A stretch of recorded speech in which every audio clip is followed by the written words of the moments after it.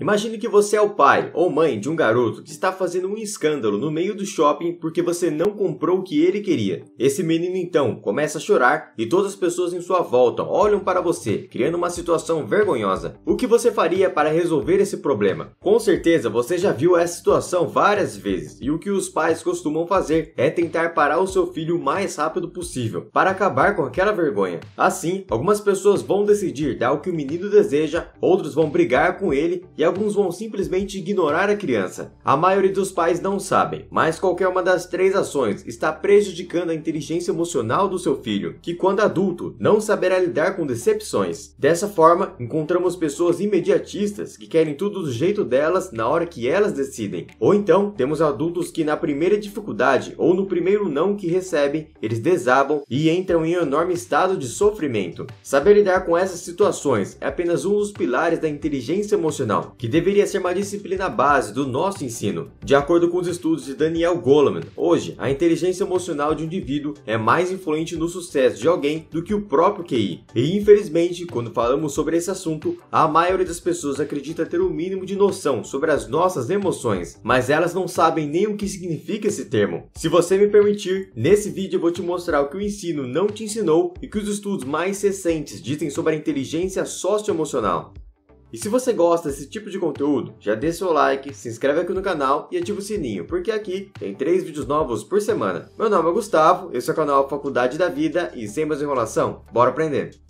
O que realmente você sente? Reconhecer quando estamos sentindo algo é o primeiro passo para se tornar uma pessoa emocionalmente inteligente. Existem muitas situações em que você acaba agindo de maneira diferente, mas não percebe que o seu comportamento teve uma influência emocional. E só depois de fazer o seu trabalho mal feito, por exemplo, você percebe que isso aconteceu por causa de um estado interno negativo. Assim, precisamos criar o hábito de olhar para dentro de nós e entender se existe a influência de algum sentimento sobre as nossas atitudes. E dessa forma, nós entramos no segundo pilar da inteligência emocional, que é a diferenciação dos nossos sentimentos. Ao reparar se existe uma influência emocional, você deve ser capaz de dar um nome para esse sentimento e diferenciá-lo das outras sensações. Algumas pessoas dizem sentir saudade de alguém, quando na verdade, aquilo que elas sentem é uma dependência ou ciúmes do outro. Outras pessoas dizem sentir muita ansiedade, quando na verdade é apenas o excesso da cafeína, que traz reações fisiológicas muito parecidas. E alguns se dizem inspirar nos outros, quando na verdade o que elas realmente sentem é uma inveja, uma sensação negativa dentro dela. Sabendo da importância de reconhecer o que você sente e diferenciar esse sentimento, nós poderíamos ter um comportamento diferente com aquele garoto no shopping. Uma atitude correta seria agachar na altura do menino, olhar nos olhos dele e dizer algo do tipo: "Olha filho, isso que você está sentindo nós chamamos de decepção ou frustração e ela é normal, nem sempre podemos ter aquilo que desejamos. Então se levante, busque ser mais forte que isso e se você se esforçar na escola e merecer, eu compro o que você deseja."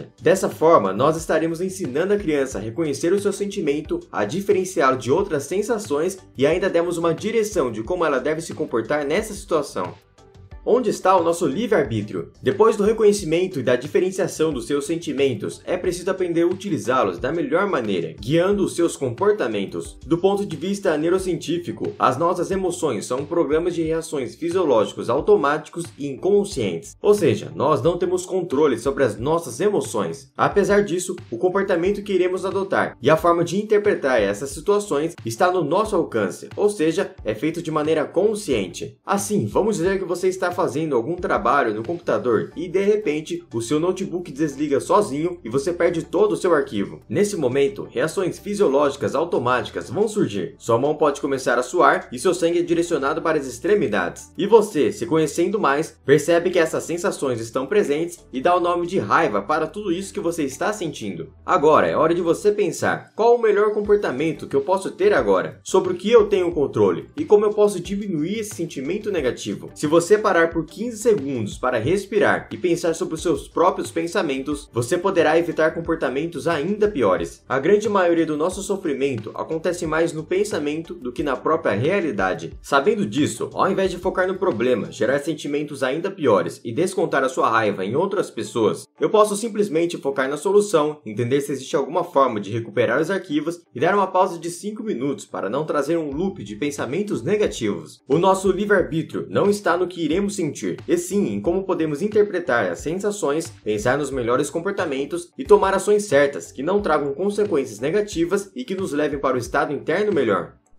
E se eu acabar agindo sem pensar? Como eu disse, emoções são processos automáticos e muitas vezes isso pode nos levar a algo que chamamos de sequestro da amígdala cerebral, que é quando por um momento seu córtex pré-frontal, que é responsável pelo autocontrole, é inibido. É nesse momento que você xinga alguém sem pensar, decide reagir a um assalto ou até mesmo parte para agressão física. Às vezes, se nós respirarmos por 15 segundos, podemos trazer o nosso córtex de volta à ativa. E por isso eu falei que você deve fazer isso após a interpretação. Mas em outros momentos, é algo realmente muito rápido e nem passa pela nossa cabeça o que devemos fazer. Nesses casos, quando você fura a dieta e come um bolo de chocolate sem pensar duas vezes, ou quando você começa a xingar uma pessoa no trânsito, a reflexão deve vir depois da sua ação, de forma a criar um planejamento para a próxima vez que você se encontrar na mesma situação. Assim, maiores serão as suas chances de evitar esse sequestro da amígdala. Por exemplo, se você ouvisse um barulho de tiro, a grande maioria das pessoas sairia correndo, já que essa é uma programação biológica básica do ser humano. Porém, um policial provavelmente teria um comportamento diferente, sem deixar com que as suas emoções o guiassem. Ou seja, da mesma forma que o policial planejou antes esse comportamento e por isso teve controle das suas ações, você pode se planejar em como se comportar em situações que você sabe que são difíceis para você. Dessa forma, pensando em como você vai agir quando alguém te cortar no trânsito, por exemplo, você aumenta as chances de você respirar antes e ter um comportamento diferente. Esse, claro, não é um trabalho fácil, mas com prática, podemos praticar o nosso livre-arbítrio.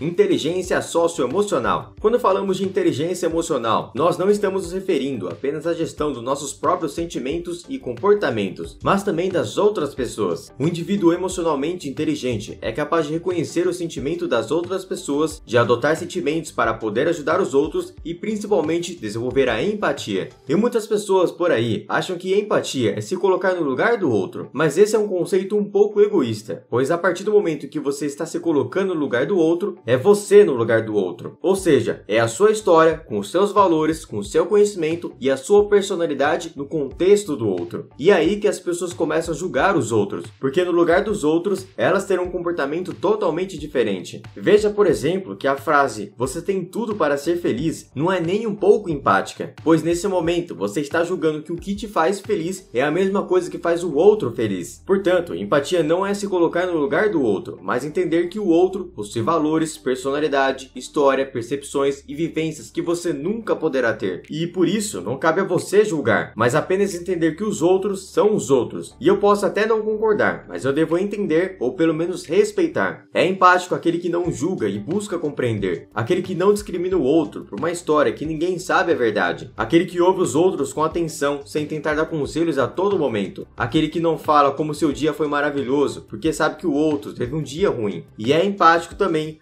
aquele que compartilha esses conhecimentos com outras pessoas.